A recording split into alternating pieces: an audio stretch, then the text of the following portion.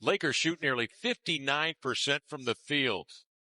And the Blazers from three just could not find it. 9-40, 22%. Portland did turn it over 18 times. They forced 17 for 28 points off of turnovers. Nick Smith Jr. was outstanding. The second-year pro out of Arkansas had 25 points and 6 assists tonight. 29 and 10 for Ayton, 28 points for Rui Hachimura to lead the way. And Deni Avdija for the Blazers, 10 and 20, 33 points for Deni Avdija. Tough one to give up here tonight against the Lakers, who once again were without Doncic, LeBron James, and Austin Reaves. To me, it was never about the names of the people for the Lakers that was out. It was about how does that now impact what they do conceptually on the basketball floor. So what it told me is they are without their primary ball handlers. All the guys who normally handle the basketball for them, those guys are gone. And in that kind of matchup against a Blazers group who prides itself off of a tenacious defense, even without Blake and Matisse in the lineup tonight, to me, Kev, the Lakers did not have to necessarily earn the comfort that they found late in the game. I feel like it was given to them more than it was earned. And what I mean by that is, in that second quarter, there were times when the Blazers could have choked up some passing lanes. They could have really exposed some non-ball handlers and made them have to beat a guy one-on-one. But there was always an outlet. There was always a safety to give that ball handler a break.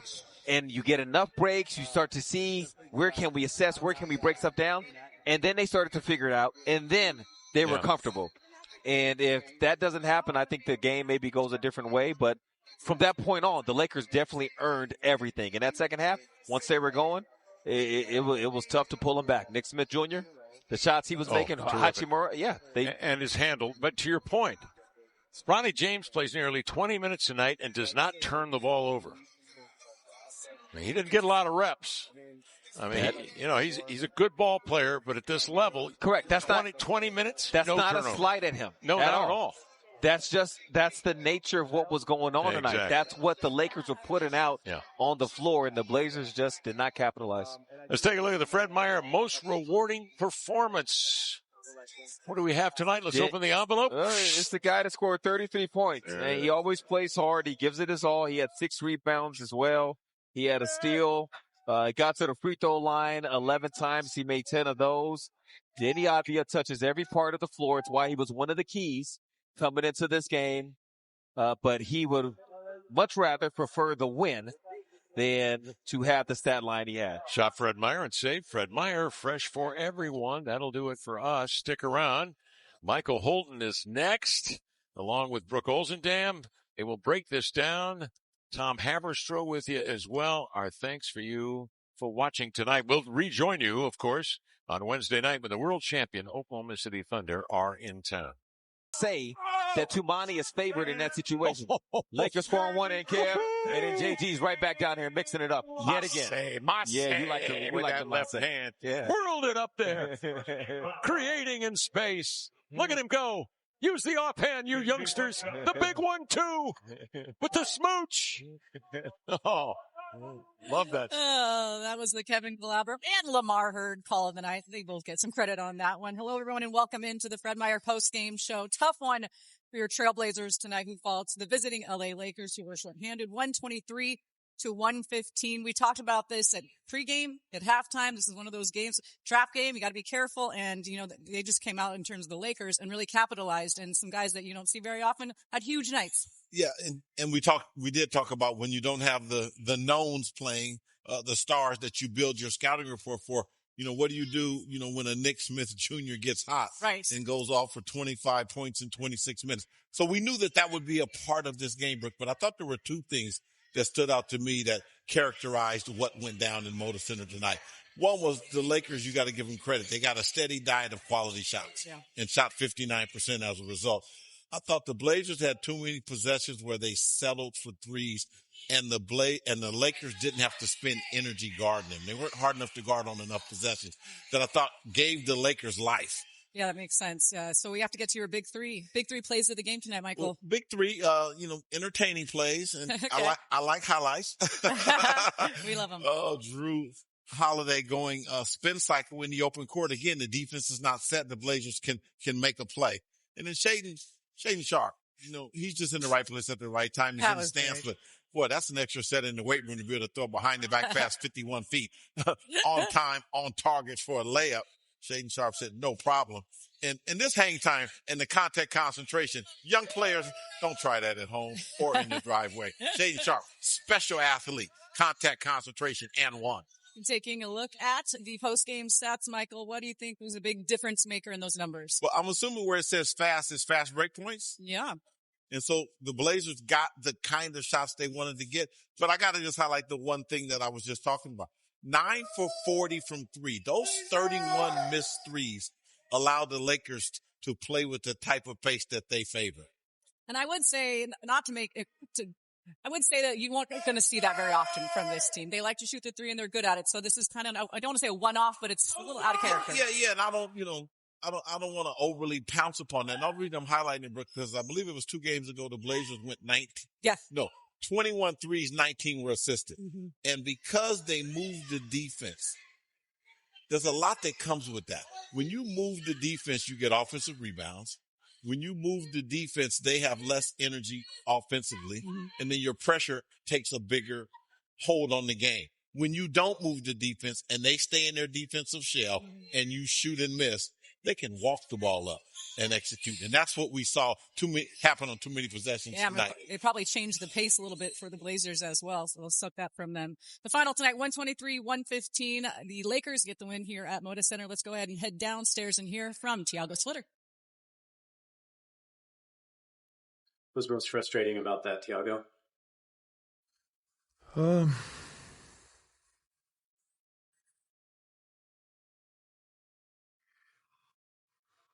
I think, some nights you got to give them credit.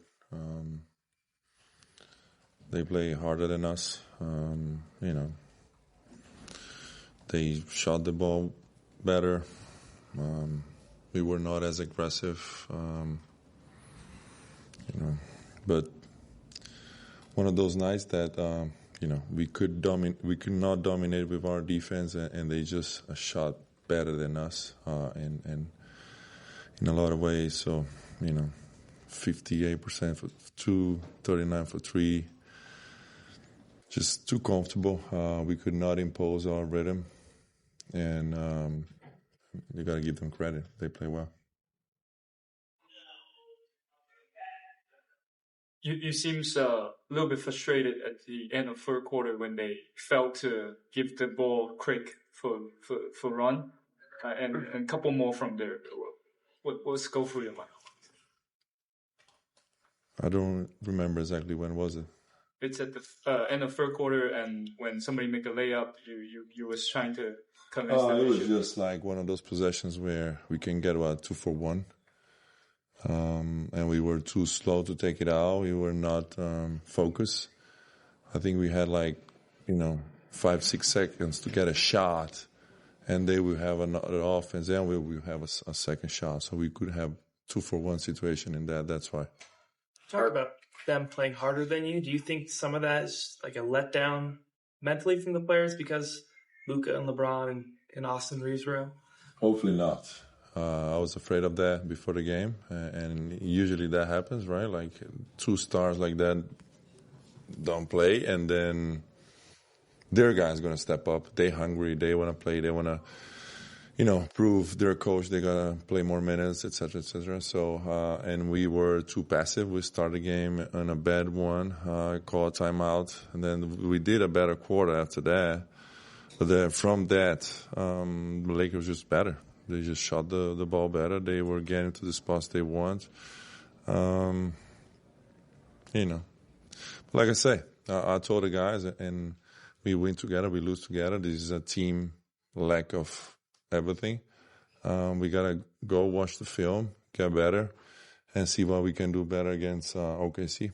You think this might also be part of it is how hard you guys are playing? There's going to be letdowns, games like this at some points where you guys kind of just run out of gas. Could be. But, NBA is like this, you're going to everybody's in a tough schedule. Everybody gotta play hard, and we wish we were not there tonight. It seemed like they really started to get some of the momentum midway through the second quarter. What led to that, and why was it so hard to get some of that control back after that? Yeah, I think a little bit we were missing our shots. We couldn't. We shot 22% for three, but I think we could not, impose our defense. I think they were getting the shots they want. DA got the shots he wants. And then what's his name? Nick Smith Jr. played a great game. He just changed the whole pace. We could not guard him. He got the mid-range. He started to hit threes, pull-up threes, and then he was passing to DA. But credit to him. Great game by him. You talked about your defense multiple times, and this is the first time you played without a couple of your bench guys, your important bench defenders. Do you feel like this is kind of you navigating the next phase without these guys, kind of adjusting? Yeah, we got to see who is ready, right? I think City did a good job. He brought energy, but it's not enough from the rest of the guys. I think Rob was good on offense. On defense, not there yet. I think he still needs some rhythm. But Kayla got to do a better job defensively. But like I said, everyone got to step up. I think the whole team was just not there defensively. All right. Thank you all. Thank you. All right. Like what he had to say about you win together, get together, you lose together. What were your thoughts on his comments? Oh, I just thought he was transparent. I mean, all of the points he hit, and I'll just highlight 2 or 3 of them. He talked about the shot quality that the Lakers got all night long, that the Blazers didn't make them uncomfortable. And then he gave credit where credit's due. The Lakers got the 50-50 balls, played a tad harder. And then he said something that I thought was quite revealing. The Blazers' pressure did not impact the Lakers. And that's a component that I'm going to make my final point on. Nobody said the name Blake Wesley tonight. And you try to not talk about guys that aren't available. Next man up, you talk about who's available. But he creates easy possessions every night. He creates that havoc that everybody behind him can kind of jump on board with that. And so does Matisse Thybulle. So there is some adjustments that have to be made. Now, that's not an excuse. That's just an explanation for why the pace and the pressure weren't what they had been tonight. And Coach said he's going to have to navigate that moving forward. All right, Shaedon Sharpe had a bit of a slow start shooting. The team kind of had a rough first quarter, but Shaedon really kind of let the game come to him, I felt like. And when he needed to attack, he did in the second half. There's some things I know that you want to show us about his game tonight. Yeah, Shaedon, when he's in attack mode, getting downhill or just locked into the basketball in the next man slot, defensively were there. He just was able to pick up a ball because he was in the right place and make a play. Those are easy possessions, and you want to get a volume of those. But the next one is not quite as easy, right? You don't coach this. You just watch this and enjoy it. Shaedon Sharpe, 15 feet away. He just comes and goes chest to chest, airborne, and takes the hit and makes a play. The athleticism of Shaedon Sharpe is always on display. As I like to say, athletes don't have off days. Yeah. And if we had to remind you, he's a young guy, quite a young guy. This is players 22 years or younger in franchise history. That's just incredible. Shaedon's been with the team, for a few years. I forget sometimes he's only 22 years old. So much upside when you think of it that way too. Yeah. And he's just getting better and better and better on the defensive end. He's just made huge strides in terms of his ability to pressure the basketball, his rebounding, his playmaking. There's just a lot of things that you see marked improvement. In addition to the things that he just does well, score the basketball. Yeah, and like you said, so athletic. All right, when we come back, we're talking about Blazers shooting tonight. Tom Haberstroh will join the program to discuss that, how that played a role in tonight's loss. Tough one for them, but, they're back at it again on Wednesday. We'll talk more about that coming up soon. We got a lot to talk about.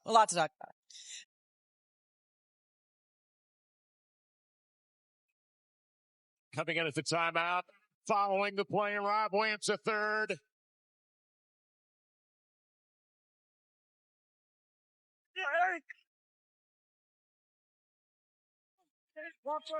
Grant reaches in, has the steal, just takes it away from Ayton, who was handling it out there loosely and back to Savani Kamara took space. They forgot about him again, Lamar. Sissoko turns the corner. Nice find. Sharp takes it in deep with power. And flips it in, draws the foul on Hayes and heads to the line. All right, we bring in our very own Tom Haberstroh. Tom, I know you wanted to talk about shooting, not just for the Blazers, but for the Lakers as well tonight. What did you see? Yeah, this is something we highlighted during the game, is that the Blazers have done an amazing job of making sure they get more shots up than their opponent. And that's a product of the fact that the Blazers get a lot of turnovers, create a lot of turnovers of the opposing team. They also get a lot of offensive rebounds, creating more field goal attempts for themselves. And this season, they had actually the highest number of field goal attempt differential, meaning they get a lot more shots up than their opponent because they love to turn over their opponent and get those offensive rebounds, get those second chance opportunity. Well, tonight against the Lakers, they had 85 field goal attempts and the Lakers had 85 field goal attempts. So they did not win the possession battle, and they did not win the game. And I think the game boils down to those 3-point shooting misses. And obviously, when you don't get the win in the turnover column, and you don't get the win in the free field goal attempt column, it's going to be really hard to make up that difference. And so far, the Lakers had a really tough time getting the wins in that field goal attempt column. And tonight, they played it even with the Blazers, and that was enough for them. This was a tough loss for the Blazers, considering that 3-point shooting, the woes from downtown. They have to figure out a way to generate better offense in that 2-point zone if that 3-point zone is not falling for them. So, Brooke, this was a game that was very winnable for the Blazers. That 3-point shot just wasn't falling, and they needed to get more of those turnovers and offensive rebounds to make up that difference. Tom, I'm trying to get my mind around this concept in this game of pace. We talk about pace all the time. The Blazers want to dictate pace. Pace being possessions per 48 minutes, I think, if I got that right, if I passed the test. Yep. So I'm looking at the numbers and I'm going, okay, the Blazers had 13 steals. They got 28 points off of Laker turnovers. They got the type of numbers in those categories that support pace, but it didn't feel like they dictated the pace and tempo at all tonight. I'm trying to find why. Is it because they played out of the net? Because the Lakers shot 59%? Can you help me just with a concept so I'll be able to sleep at night?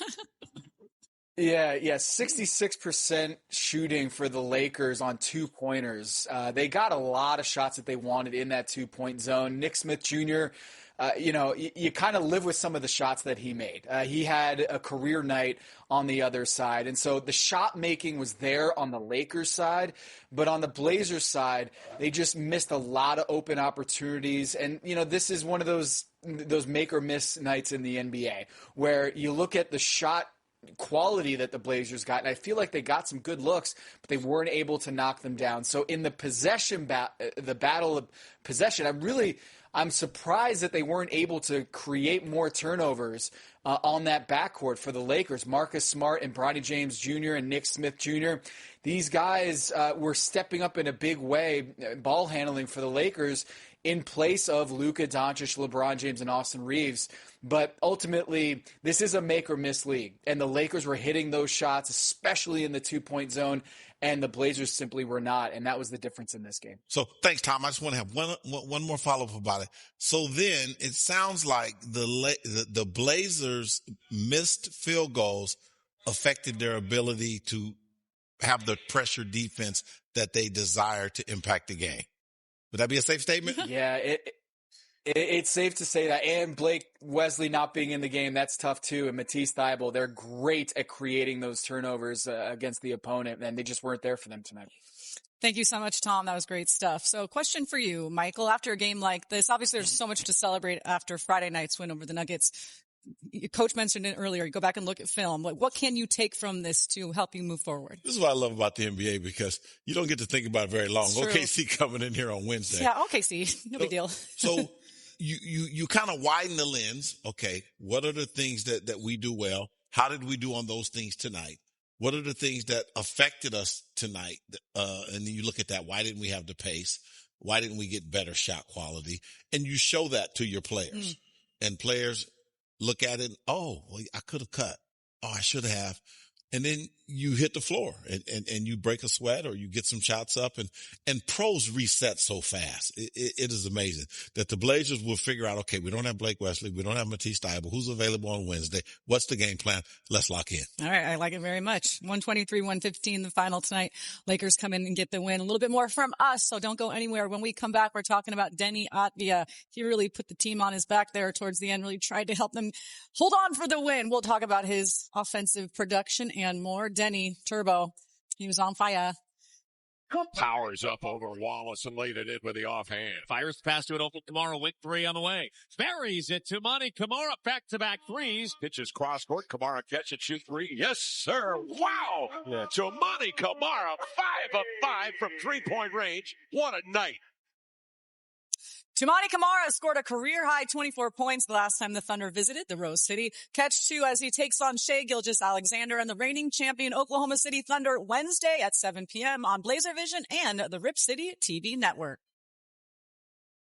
All right, let's take a look at the upcoming schedule for your Portland Trail Blazers. As we just mentioned, OKC coming to town, and then the guys are hitting the road, heading to Miami, follow that up with Orlando, New Orleans, and Houston. As we talked about it many times so far in this early season, it's a tough schedule. They're doable games, they're winnable games, but it's a tough schedule. Oh, no. A lot of travel, a lot of miles. I mean, you look at that in the 4 games on the road, no back-to-backs, but you play every other day. Yes, that is very, very true. Very true. All right, time now for the Fred Meyer Golden Shopping Cart. Kevin Calabro has so kindly let us be a part of figuring out who we're going to give that to. So the Golden Shopping Cart tonight, who are we going to give it to? Anyone? Deni Avdija. Hey! Come on, Deni Avdija. He went 10 for 20 he from was the amazing. floor. He shot a game high 11 free throws and dropped a 33-piece. Yeah, and he really came on strong in that fourth quarter. He's like, come on, guys, we got to get this one. And we know what he's capable of. But, man, he was definitely Turbo-esque tonight, especially late in the game. Let's go ahead and take a look at some plays from our buddy Deni Avdija, doing a little bit of everything, Michael. Yeah, using screens off the ball, catching and creating enough separation and getting downhill, which is what the Blazers needed a lot of, and he delivered it. I mean, I thought he kept the Trailblazers in the game with his ability to drive the basketball and make plays. Catch and shoot. And that 33, by the way, is a season high. And by the way, was a candidate for Western Conference Player of the Week. He was in the conversation, as he should have been. Okay, that's right. He's balling. He was balling. Jrue as well. How about Jrue as well? Yeah, Deni, fantastic. He definitely deserves the Fred Meyer Golden Shopping Cart. And by the way, we talked about it pregame. The steal streak continues. The double-digit steal exactly streak. Right. 10 plus in now the last 7 games. That is wild. But I was watching it the whole time. I was like, the game within the game. I kept checking the steals. I mean, when they got to 10, I was like, yes. Okay, now let's go win the ball game. But this really is an incredible stat. No, it is an incredible stat. And because the Blazers are good at it, you felt like they're going to get this game. They're going to get this game, right? Because they always position the opponent with their defense to get steals, not just off the ball, but they get steals the harder way. They get steals on the ball. And when Rob Williams said, let me get in the passing lane. And Deandre Ayton, you're not supposed to bring the ball up. Jeremy Grant said, I can't allow this. That was a crazy steal. I mean, it's very Jeremy. He's got the length. And you're right. I don't think DA saw it coming. And they call it hawk. When you're off the ball and you get your hands up, oh, come on, we got to stop and pay homage to that. We'd be disrespecting the game if we didn't acknowledge that the behind the back pass. And then City Sissoko said, hey, man, I know you hot, but don't play with the ball in front of me. Yeah, we got to give credit to City. He came in and was a difference maker. He made plays. And that's what you want. I mean, this team has a lot of depth. Mm-hmm. And that's why, Brooke, you asked the question earlier. They'll reset. They'll recalibrate. They'll look at, okay, what happened? Who's available? What's the game plan? All right. Final tonight, 123-115. Lakers get the win here at Moda. But as Michael said, you get to play again real quickly, and that would be this Wednesday against the OKC Thunder, reigning champs, OKC Thunder. But they'll be ready. Like Michael said, you regroup, and you're ready to roll. We'll see that soon. That's how it goes. If you don't have a ticket, get one. Thanks for watching, everyone. We appreciate you hanging out with us tonight. Again, the final 123-115, Lakers with the win. See you right back here on Wednesday. Tip-off is at 7 o'clock against OKC, and Michael and I will be right here for you guys for the pregame show at 6:30. Have a great tomorrow, and we'll see you on Wednesday.